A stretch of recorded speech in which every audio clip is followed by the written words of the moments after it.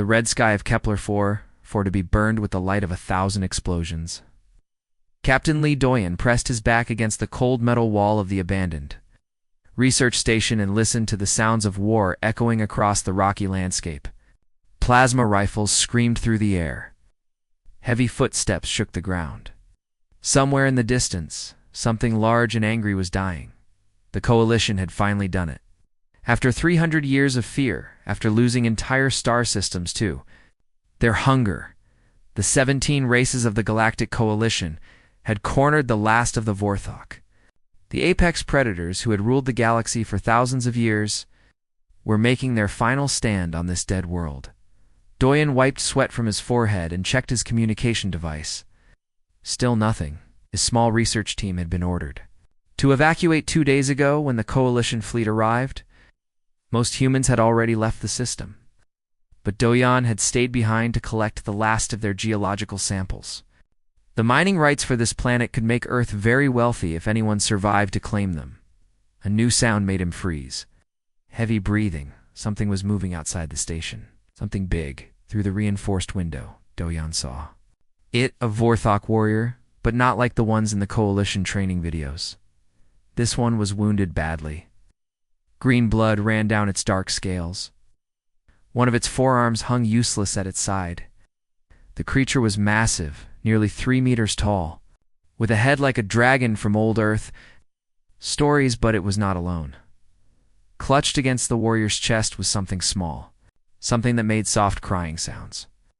A baby. Doyen had never seen a young Vorthok before. Nobody had. The Coalition scientists believed the Vorthok ate their young or left them to die. But here was proof that they were wrong. This warrior was protecting its child, even while dying. The warrior stumbled and fell against the station's outer wall. Its breathing was getting weaker. It looked around desperately, searching for something. Then its large yellow eyes met Doyen's through the window. For a moment, neither moved. The warrior was everything Doyen had been taught to fear. Its claws could cut through steel. Its teeth could crush bone. Its kind had destroyed entire civilizations. But in those yellow eyes, Doyen saw something he had not expected. Love, fear, the desperate need of a parent trying to save their child. The warrior's lips moved. It was saying something, but Doyen could not hear through the thick glass. Creature pointed at the baby, then at the station, then at its own chest. The message was clear. Please, take care of my child. Doyen's hand shook as he reached for the door controls. Every training program told him to run. Every survival instinct screamed danger. But something stronger pulled him forward. Something human. He opened the door. The warrior tried to stand but collapsed again. Up close, Doyen could see how badly it was hurt. Burns covered most of its body. Several claws were broken. It would not live much longer. Please, the warrior whispered in broken galactic common. My child, innocent, not monster. Not yet. The baby in its arms was tiny, no bigger than a human infant. Its scales were soft and pale green. Its eyes were closed, but it was breathing. It looked nothing like the terrifying predators that haunted Coalition nightmares. I cannot, Doyen said, but his voice was weak. If they find out, they will kill us both. The warrior's breathing grew more labored.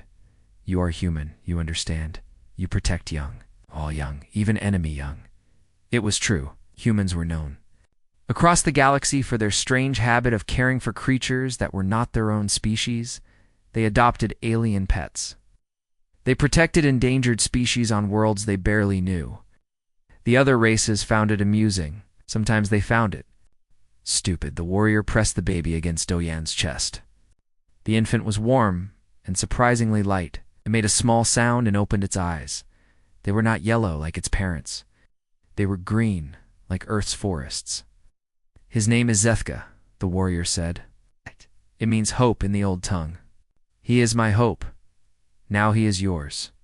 I do not know how to care for a Vorthok, Doyen said. Care for him like human child.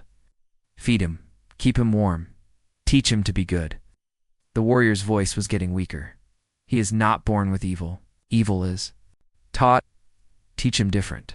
The baby reached up with one small hand and touched Doyen's face. Its claws were barely more than tiny points. It made a soft sound, almost like a purr. The coalition will never accept this, Doyen said. They want all Vorthok dead, and do not let them find him. The warrior's eyes began to close. Hide him, protect him, let him grow up to be better than us. In the distance, the sounds of battle were getting closer. Coalition forces were moving through the area, checking every building for survivors. They would be here soon. The warrior used the last of its strength to pull something from around its neck, a small metal pendant carved with strange symbols. It pressed it into Doyen's hand. This was my father's, and his father's before him. Now it belongs to Zethka. Tell him where he comes from. Tell him he can choose to be different. Warrior's breathing stopped. His eyes closed for the last time. The great predator that had terrorized the galaxy was dead, leaving behind only a small, helpless baby. Doyen looked down at the infant in his arms. Zethka was looking up at him with those strange green eyes. The baby seemed to understand that. Something important had just happened. It reached up again, this time wrapping its tiny fingers around Doyen's thumb. Heavy footsteps. Outside warned of approaching coalition soldiers. Doyen had perhaps 30 seconds before they reached the station. He could put the baby down and walk away, report the dead warrior. Collect his commendation for discovering the body. Go home to Earth and forget this ever happened.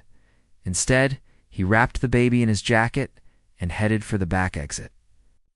His research ship was hidden in a canyon 2 kilometers away.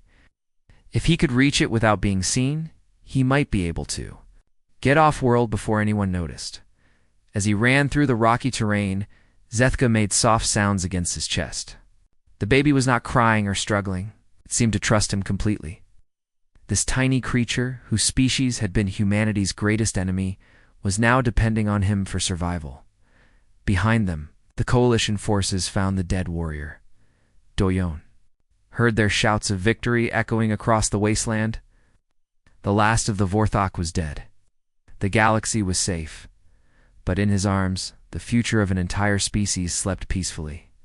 And Captain Lee Doyen, against all logic and training, had just become the most unlikely protector in the history of the galaxy.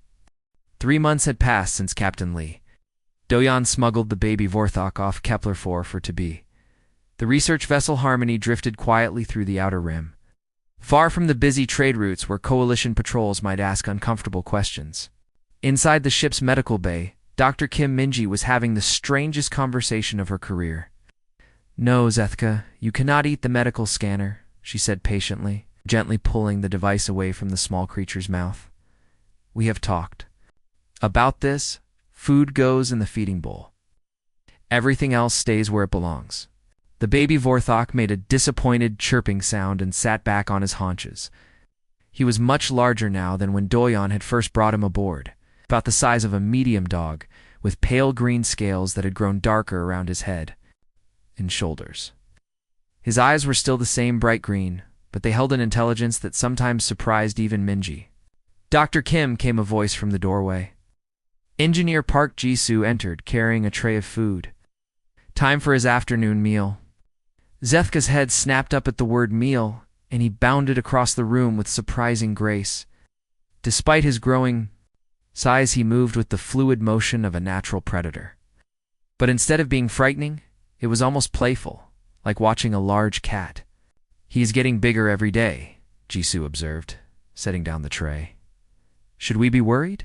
The growth rate is normal for his species," Minji replied, though she was not entirely sure. There was very little reliable information about young Vorthok. Most of what the Coalition knew came from studying dead adults. His behavior is what interests me more. She pulled up a file on her tablet and showed it to Jisoo. Charts and graphs filled the screen, tracking everything from sleep patterns to social interactions. "Look at this," Minji said, pointing to a section marked Empathy Response Tests. "When I pretend to be hurt, he shows genuine concern. When Captain Doyen was sick last week, Zethka stayed by his bedside for 2 days straight. This is not the behavior of a mindless predator." Jisoo nodded thoughtfully. "But will he stay this way as he grows older?" It was the question that kept Minji awake at night. Adult Vorthok were killing machines, showed no mercy, no emotion, except hunger and rage. But Zethka was different. He played games. He enjoyed being petted, even seemed to understand when he had done something wrong. I think environment matters more than genetics, Minji said. If we raise him with love and care, teach him right from wrong, maybe he will grow up to be something new. From across the room, Zethka made a happy trilling sound. He had finished his meal and was now playing with a simple puzzle toy that Jisoo had made for him. The toy required him to slide colored blocks into the right positions to open a small compartment. It was meant for human children around age 6, but Zethka had mastered it in less than a week. He is smarter than we thought, Jisoo said. Maybe smarter than most people think possible. The door chimed and Communications Officer Choi Woo-bin entered, looking troubled. Captain wants to see everyone in the briefing room. We have a problem. They found Captain Do-yeon staring at a holographic display showing nearby star systems. His face was grim. I just received word from Earth Command, he said without preamble. The Coalition is sending inspection teams to all human vessels in this sector. They want to make sure we are not hiding any Vorthok survivors. The room fell silent. They had all known this day would come eventually. The Coalition had been very thorough in their extermination campaign, but rumors persisted that some Vorthok might have escaped when Mingi asked 2 days, maybe 3. They are starting with the larger ships and working their way down. Do-yeon looked at each of them in turn. I need to know if you are all still committed to this. If they find Zethka, we will all be charged with treason. That means prison, maybe worse. He is just a baby, Jisoo said quietly. He has never hurt anyone. Ashkis. Try telling that to the Coalition Tribunal, Woo-bin replied. They see all Vorthok as monsters. Age does not matter to them. Mingi thought about the past 3 months. Watching Zethka learn to walk, to communicate, to trust, teaching him to be gentle with fragile things, seeing him comfort crew members when they were sad or tired. If the Coalition found him, they would kill him without hesitation. I am not giving him up, she said firmly. He is not a monster. He's a child. A child who will grow up to be 3 meters tall, with claws that can cut through steel, Woo-bin pointed out. Only if we teach him to be violent, Minji shot back. Look at how he has developed so far. He is curious, playful, affectionate, has never shown any aggressive behavior. What about yesterday when he broke the cargo bay door? Woo-bin asked. That was an accident. He was trying to help me move some equipment. He does not know his own strength yet. Do-yeon held up a hand for silence. The question is not whether Zethka is dangerous. The question is whether we are willing to risk everything to protect him. Before anyone could answer, the door slid open, and Zethka himself entered the room.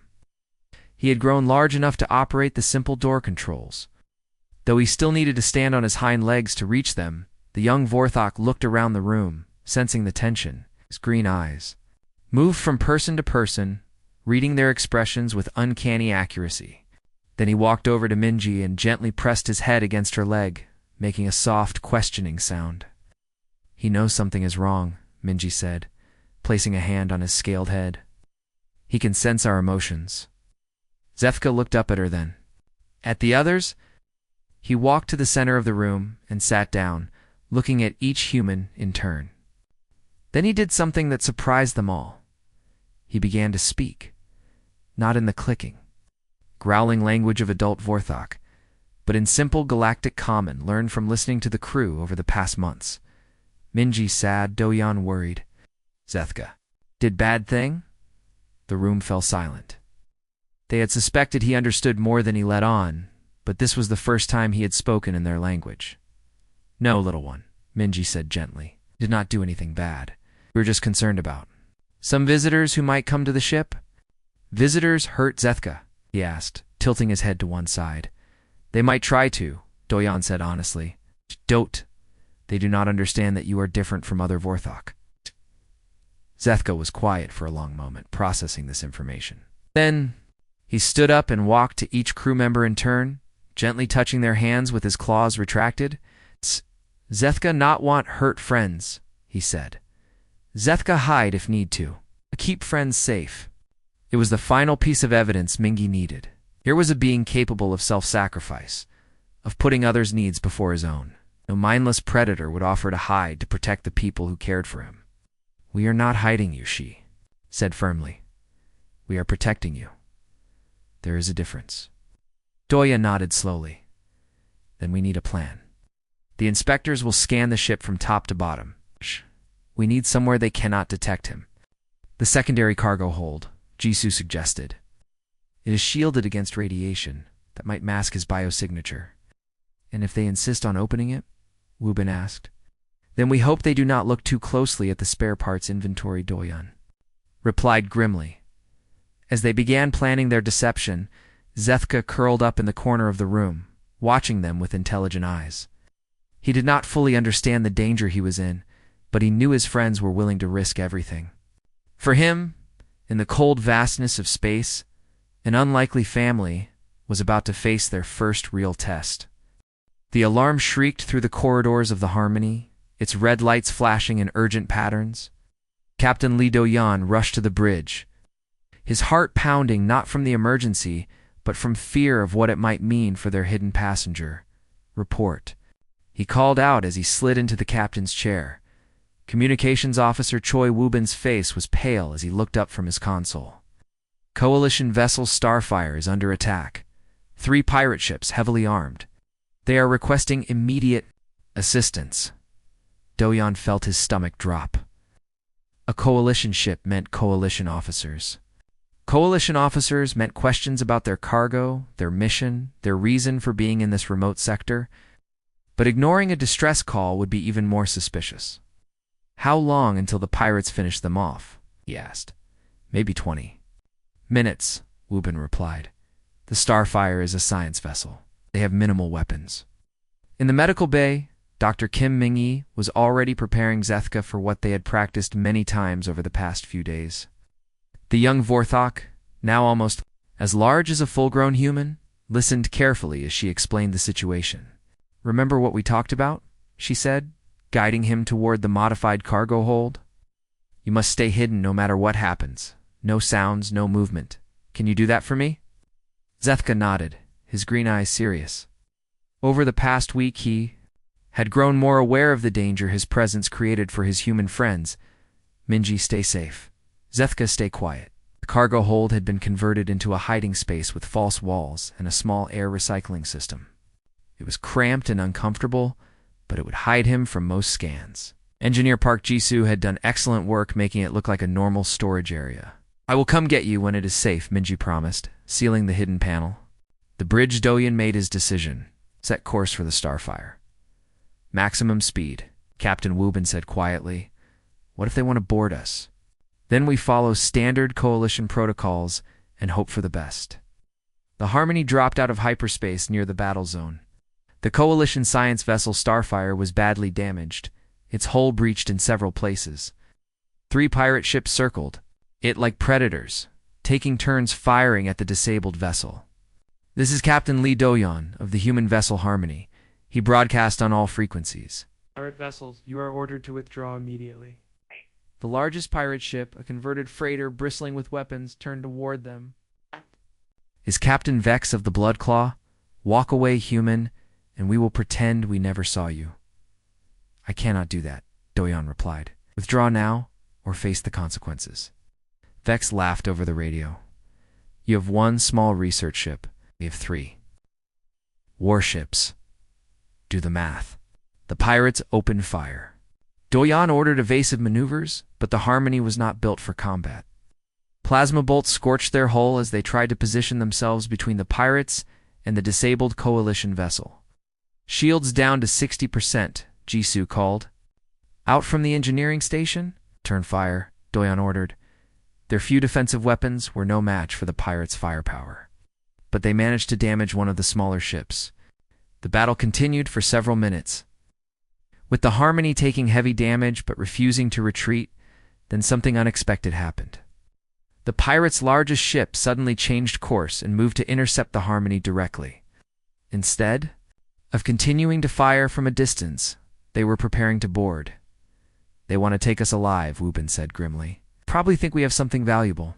"Lock down all systems," Do-yeon ordered. "Prepare for boarding action, pirate." Ship docked roughly with the Harmony's main airlock. Within minutes, armed figures in mismatched armor were moving through the corridors. The crew of the Harmony put up no resistance. They were scientists and explorers, not soldiers. Captain Vex was a tall, thin alien with blue skin and 4 arms. He wore expensive armor decorated with trophies from previous raids. His crew consisted of various species, all looking dangerous and experienced. Well, Vex said as he entered the bridge. Humans, I should have known. Only humans are stupid. Enough to risk their lives for strangers. The Coalition will hunt you down for this, Doyan said calmly. The Coalition is too busy celebrating their victory over the Vorthok to worry about a few pirates, Vex replied. Besides, by the time they figure out what happened here, we will be long gone. He gestured to his crew. Search the ship. Find anything valuable. And check their cargo holds. Research ships sometimes carry rare minerals.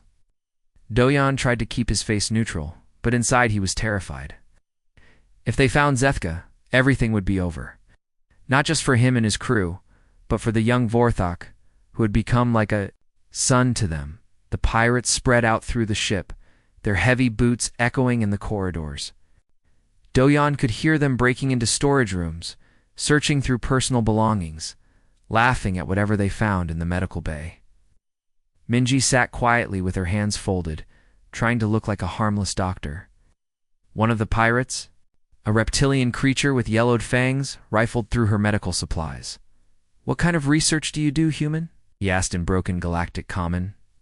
Geological surveys, she replied. Very boring work. Boring work that requires medical equipment for treating plasma burns and broken bones. The pirate held up a surgical kit designed for treating combat injuries. Space is dangerous, Mingi said simply. You have to be prepared for accidents.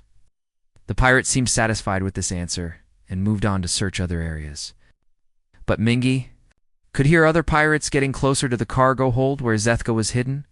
Her heart pounded as she listened to them tearing apart the storage areas. Then she heard it. A sound that made her blood freeze. A soft whimper, coming from the direction of the cargo hold.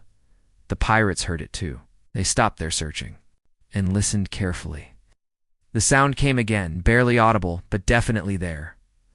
What was that? One of them called out. Probably just the ship's systems, another replied. These old research vessels make all kinds of noises. But they were moving toward the cargo hold now, their weapons drawn. Minji closed her eyes and prayed that Zethka would remember his training and stay quiet. The lead pirate reached the cargo. Holden began scanning the area with a handheld detector. There is something here, he said. Something alive. He began pulling apart the storage containers, getting closer to the hidden panel. Minji could hear him muttering as he worked, growing more excited as his scanner showed stronger readings. Then everything happened at once. The pirate found the hidden panel and pulled it open. Inside, curled up in the small space, was Zethka. The young Vorthok looked up at the pirate with frightened green eyes. For a moment, nobody moved. The pirate stared at the creature in disbelief. Then he began to scream. Vorthok, there is a Vorthok. On this ship? The word spread through the Harmony like wildfire. Pirates came running from every direction, their weapons raised. But when they saw Zethka, they stopped in confusion.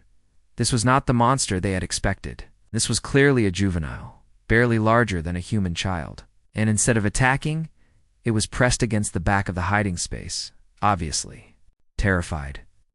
It is just a baby, one of the pirates said uncertainly. There are no baby Vorthok, Captain Vex replied, arriving on the scene. The Coalition killed them all. But he could see the truth for himself. This was definitely a young Vorthok, and it was clearly afraid. When it saw all the weapons pointed at it, it made a soft crying sound and called out for the only safety. It knew Minji, it said in perfect galactic common. Where is Minji? The pirates looked at each other in shock. A talking Vorthok was impossible. Everyone knew they were mindless killing machines. Dr. Kim Mengi pushed through the crowd of pirates. Ignoring their weapons, she knelt down beside the hiding space and held out her hand. I am here, little one, she said gently. Everything is going to be okay.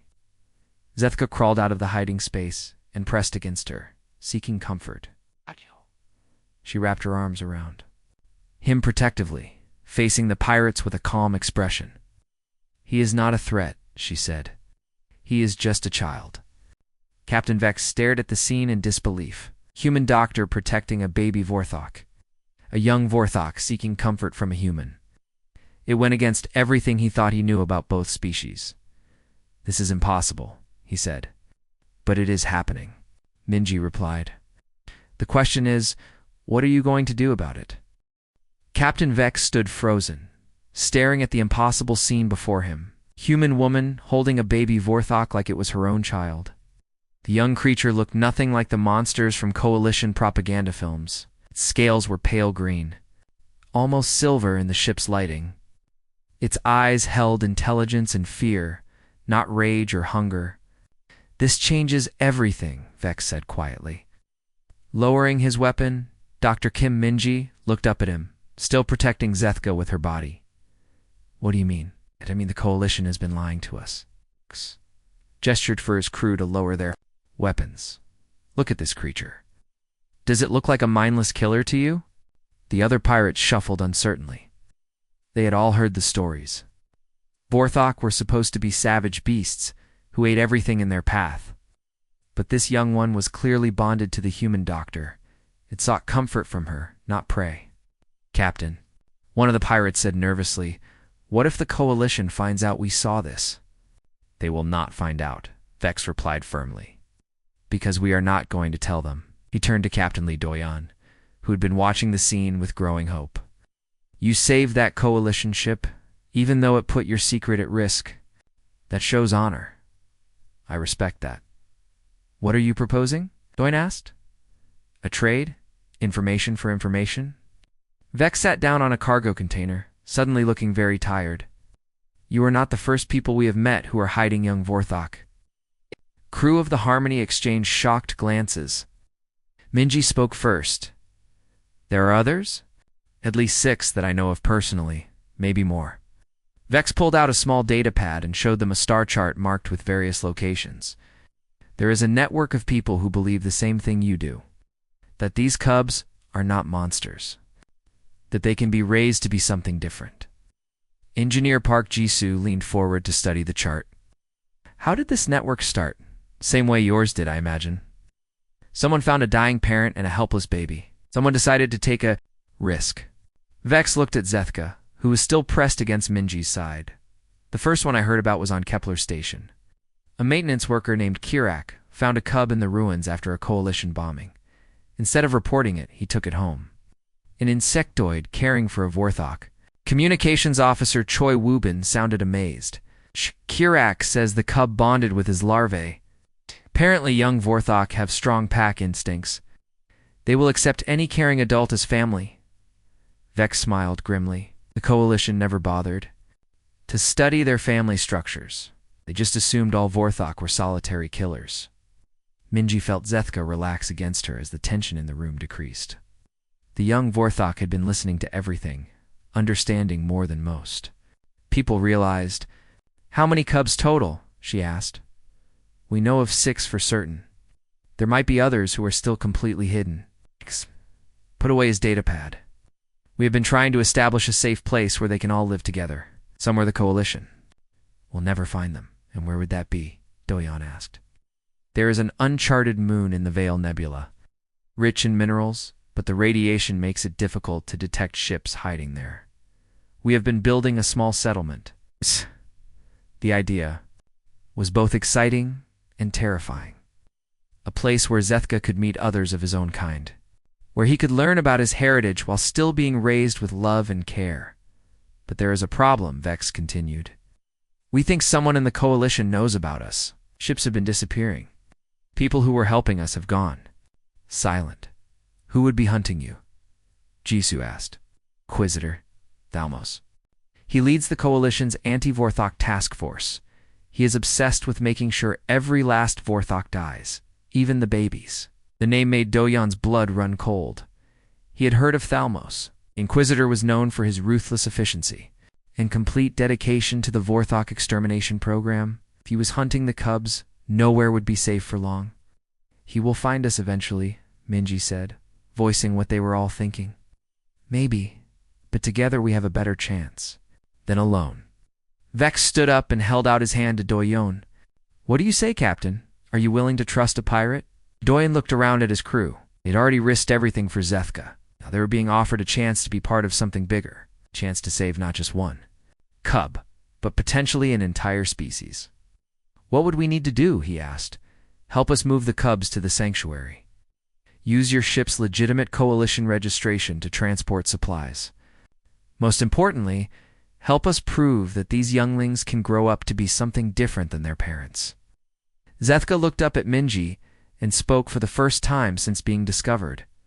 Other cubs like Zethka. Yes, little one, she said, gently.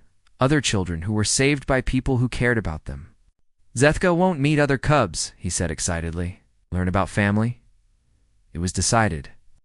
3 hours later, the Harmony was following Vex's ship through hyperspace toward the Veil Nebula. The damaged Coalition vessel Starfire had been rescued and sent on its way. With Captain Vex claiming that the pirates had fled when reinforcements arrived. During the journey, Vex shared more information about the network. There was Feltos, an aquatic engineer who had found a cub floating in a life pod after a space battle. There was Dr. Kirak, the insectoid maintenance worker who was now one of the galaxy's only experts on young Vorthok behavior. There was even a group of reformed pirates led by a female warrior named Captain Senna.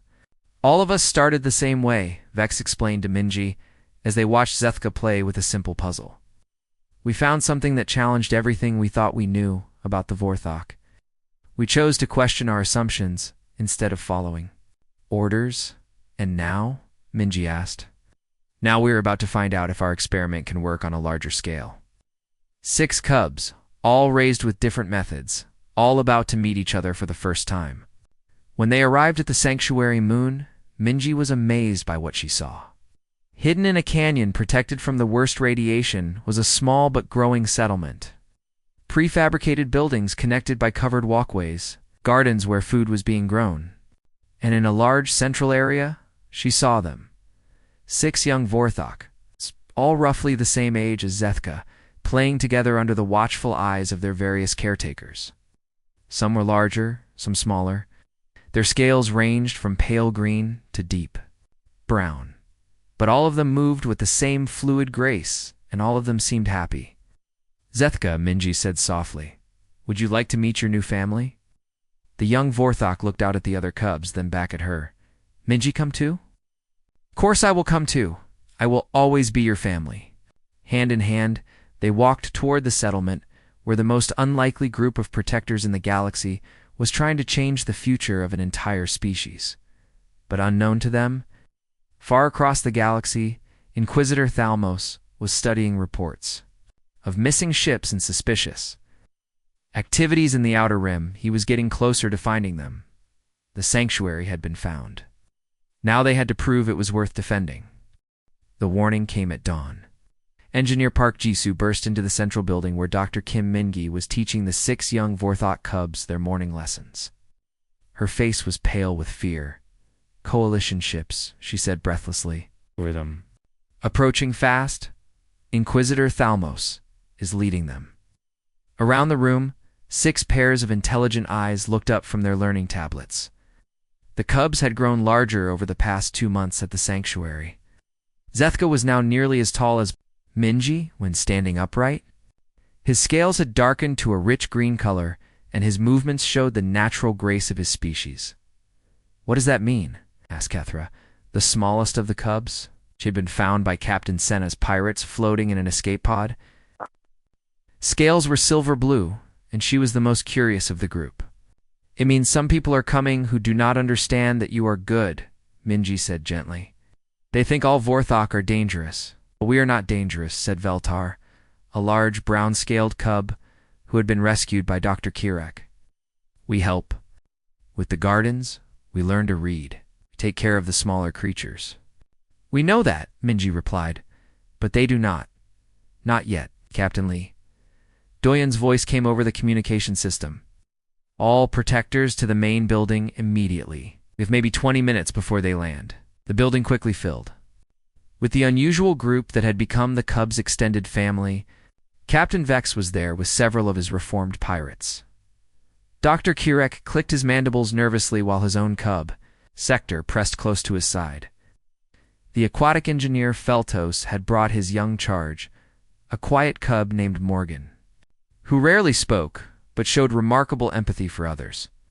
Options, Doyon asked without preamble. We could scatter, suggested Captain Senna. Take the cubs in different directions, make them harder to track. No, said Vex firmly.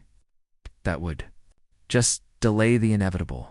Besides, splitting them up now would be cruel. They have bonded with each other. It was true. The 6 cubs had formed a close-knit group, playing together, learning together, even sleeping in a pile like a litter of puppies. Separating them would cause emotional trauma that might damage all the progress they had made. What if we tried to negotiate? Mingy suggested. Show them how the cubs have developed. Prove that they are not threats. Thalmos does not negotiate, Kirek said grimly. He sees all Vorthok as abominations that must be destroyed. Age does not matter to him. The cubs had been listening to the conversation with growing understanding. They knew they were in danger. Even if they did not fully comprehend why, Zethka stood up and walked to the center of the room. Zethka has idea, he said in the careful galactic comment he had been practicing. All eyes turned to him. Over the past months, he had become something of a leader among the cubs, the one the others looked to when they needed guidance. Go to Coalition people. Talk to them. Show them cubs are good. Absolutely not, Minji said immediately. It is too dangerous. But maybe they listen to Zethka. Maybe they understand if they see cubs are not monsters. Dr. Kirak's antennae twitched. Thoughtfully. It is not entirely without merit. If they could see how articulate he has become, how rational, yet they would kill him the moment they saw him, Doyon interrupted. No discussion, no negotiation, just execution. Then what do we do? Vex asked. We cannot fight them. Even with our ships, they outgun us 3-1. Through the building's windows, they could see the Coalition ships landing in the valley below the settlement. Sleek military vessels designed for one purpose, hunting and destroying the last remnants of the Vorthok species. Maybe fighting is not the answer, said a new voice. Everyone turned to see Feltos rising from his water tank, his aquatic features glistening in the morning light. What if we simply showed them the truth? No hiding, no running. Let them see what we have accomplished here. That is suicide, Sina protested. Is it? Think about what we have here. 6 young Vorthok who speak multiple languages, who help with daily chores, who show kindness to other species, who play games and solve puzzles and worry about their friends. Feltos gestured toward the cubs who were listening intently. Can anyone look at this and call it evil? Before anyone could respond, the building's communication system crackled to life. A cold, mechanical voice filled the room.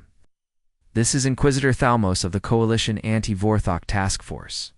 You are harboring illegal biological specimens. Surrender them immediately for processing, and your sentences will be reduced to simple imprisonment. Doyen walked to the communication panel. This is Captain Lee Doyen. We request parley under Galactic Code 7. There is no parley with Vorthok sympathizers. You have 5 minutes to comply. The connection cut off. In the silence that followed, Zethka walked to Dr. Minji and gently took her hand with his clawed fingers. Minji, he said softly, Zethka not want friends hurt because of Zethka? We are not going to abandon you, she said firmly. Any of you? You. Then we make a stand, Vex said grimly. Show them what these cubs really are. The decision was made. Instead of hiding the cubs, they would present them openly. Let the Coalition see 6 young beings who had been raised with love and care, would learn to be kind and thoughtful instead of savage and violent. They arranged themselves in the main courtyard of the settlement. The 6 cubs stood in front, with their protectors arranged behind them. No weapons were visible. This would be about truth, not force. Inquisitor Thelmos arrived with a full security detail. He was a tall, imposing figure in black armor, his face hidden behind a ceremonial mask that covered everything but his cold gray eyes. Behind him marched 20 Coalition soldiers, their weapons ready. When Thalmos saw the cubs, he stopped dead in his tracks. He had expected to find hidden monsters, creatures kept in cages or restraints. Instead, he saw 6 young beings standing calmly in the open, showing no signs of aggression or fear. "Impossible," he said. Zethka stepped forward, ignoring the weapons. Pointed at him. "Hello," he said politely in perfect galactic common. "My name is Zethka. These are my friends." The Inquisitor stared at the young Vorthok in shock. Everything he knew about the species said they were incapable of learning language, incapable of rational thought, incapable of anything but violence and hunger. "You are abominations," he said finally. "Genetic mistakes that should have died with the rest of your kind." "We are children," Kethra said simply, stepping up beside Zethka. "We learn and play and help our families. We do not hurt anyone." "You will," Thalmos insisted. "When you grow larger, stronger, your true nature will emerge. You will become killers, like your parents." "Our parents were killers because that is how they were raised," Veltar said thoughtfully. "We are being raised differently, with love instead of hate, with teaching instead of violence." The young Vorthok's words hit the assembled Coalition soldiers like a physical blow.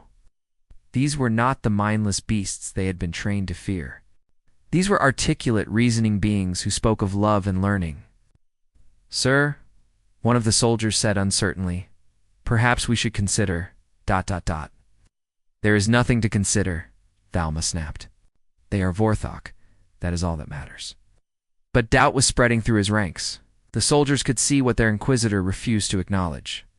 These cubs were not threats. They were children who had been raised by caring adults. From multiple species, and it showed in every aspect of their behavior.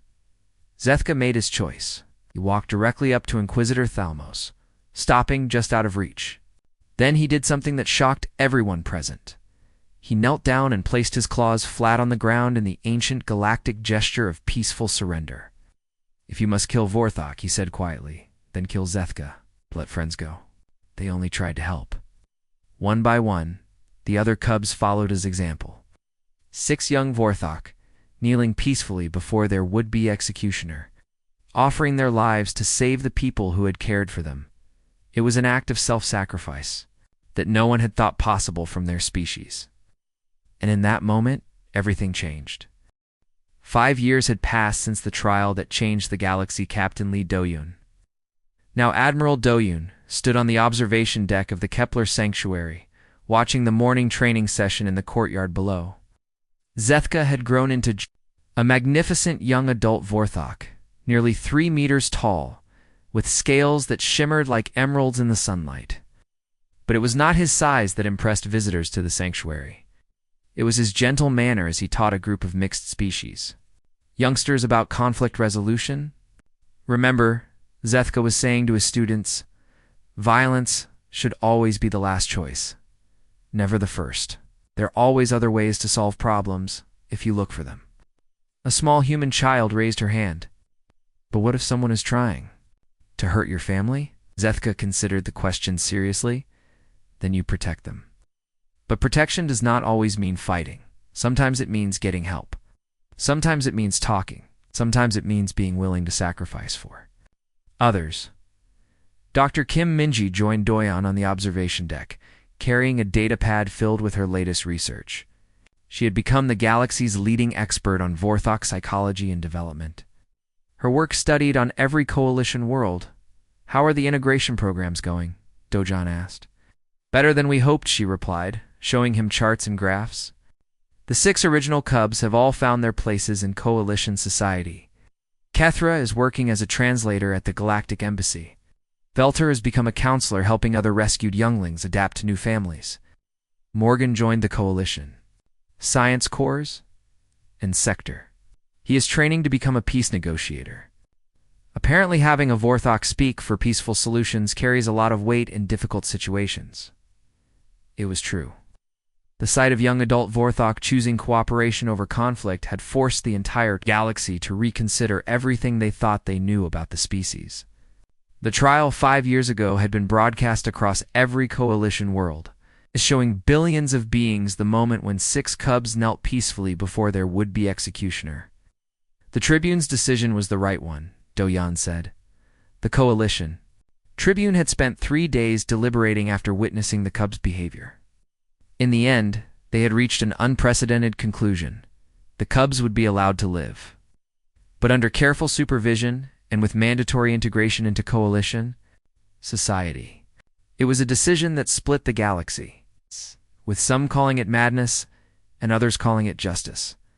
Inquisitor Thalmos had resigned in protest and disappeared into the Outer Rim. His soldiers, however, had requested reassignment to the new Vorthok integration program. Seeing the cubs' peaceful surrender had changed their perspective completely. Any word from our wandering ambassador? Do-Yan asked. Minji smiled. Zethka sent a message yesterday. The peace negotiations on Rigel 7 are going well. Both sides have agreed to a temporary ceasefire while he mediates. Oh. It was hard to believe that the same species that had once terrorized the galaxy was now producing some of its most effective peacekeepers. But Zethka and his siblings had proven that environment mattered more than genetics. Raised with love and taught the value of life, they had grown into beings that honored both their Vorthok heritage and their adopted coalition values. The new arrivals are settling in well, Engineer Park Jisoo said, joining them on the deck. 3 more cubs were found on the Rim worlds. Pirates had been hiding them for almost a year. How old? Minji asked. Young enough to adapt quickly. The oldest is maybe 6 months. They are already beginning to bond with their caretakers. The Kepler Sanctuary had grown far beyond its original purpose. What had started as a hiding place for 6 rescued cubs had become a research center, training facility, and symbol of hope for the entire galaxy. Species that had been enemies for generations were learning to work together, united by their shared commitment to protecting the innocent. Through the observation deck windows, they could see the memorial garden that Zethka had insisted on creating. Stones marked the graves of every known Vorthok who had died in the final war, including his father Kethfer. It was a place of remembrance, but also of hope for the future. Sometimes I wonder what would have happened if you had not made that choice, Mingi said to Do-Yan. If you had followed orders and left that dying warrior to face his end alone? I try not to think about it, Do-Yan replied. The galaxy is a better place because we chose compassion over fear. A gentle chime indicated an incoming message. Communications. Officer Choi Woo-bin appeared on the communication screen, calling from the Sanctuary's control center. Admiral, we have a priority message from the Coalition Council. They want to expand the integration program to include other former enemy species. They are asking if the Sanctuary can accommodate the project. Do-Yan looked at Minji, who nodded thoughtfully. Tell them we will consider it. But our first priority remains the Vorthok cubs. Still have 12 more younglings in the program. Understood, sir. As the communication ended, they heard laughter from the courtyard below. Zethka was playing a gentle game with his students, using his natural agility to dodge their attempts to tag him, while being careful not to accidentally harm them with his size and strength. He never forgets he is different, Minji observed. But he has learned to see that difference as a gift rather than a curse. The galaxy has learned the same lesson, Do-Yan said. Diversity makes us stronger, not weaker. A small voice behind them made them turn. One of the newest cubs, a tiny female with silver scales, had somehow made her way up to the observation deck. Shh! She looked up at Minji with large, curious eyes. Dr. Minji, she said in careful galactic common. When will Zira be big like Zethka? A few years, little one, Minji replied, kneeling down to the cub's level. But remember, being big is not as important as being kind. Zira wants to help people like Zethka does. Then you will. If you learn well and grow strong and choose to use your gifts to help others, you can make the galaxy a better place. The little cub beamed and scurried back toward the main building, probably to share this news with her new siblings. As the twin suns of the Kepler system began to set, painting the sky in brilliant shades of orange and purple. Admiral Do-Yan reflected on the journey that had brought them here. It had started with one dying warrior's desperate plea to save his child. It had grown into a movement that challenged the very foundation of galactic politics. "Do you think we have really changed things?" he asked. "Or just delayed the inevitable?" "Look at down there," Minji said, pointing to the courtyard where species that had been mortal enemies just a few years ago were working together to prepare the evening meal. "Look at our cubs who grew up knowing that their strength should be used to protect rather than destroy.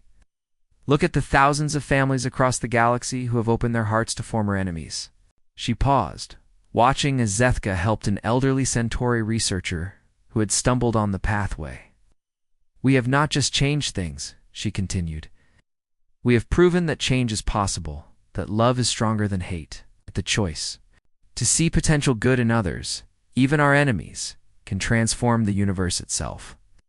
As night fell over the sanctuary, lights came on in the various buildings where beings from dozens of species lived and worked together in harmony. In the nursery building, young cubs of various races slept safely under the protection of caretakers, who had once been strangers but were now family. And somewhere in the vast expanse of space, Zethka was using the lessons he had learned from his human mother and his extended galactic family to help others find peaceful solutions to their conflicts. The galaxy was still not perfect. There were still those who harbored old hatreds, still conflicts that seemed impossible to resolve. But the Kepler Sanctuary stood as proof that even the most unlikely bonds could grow into something beautiful and strong. In the end, it had not been superior weapons or military might that had won the peace.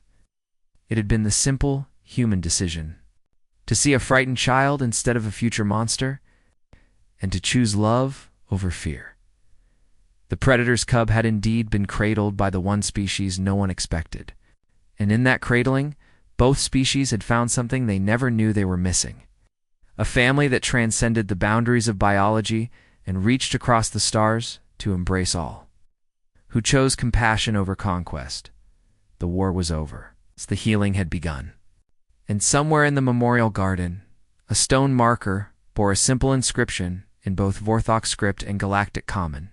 "Here lies Kethver, warrior and father, who trusted his greatest enemy with his most precious gift. His legacy lives not in conquest, but in the choice his son made to build rather than destroy." Below that, in smaller text, were the words that had become the motto of the Kepler Sanctuary. "From the ashes of war, love finds a way."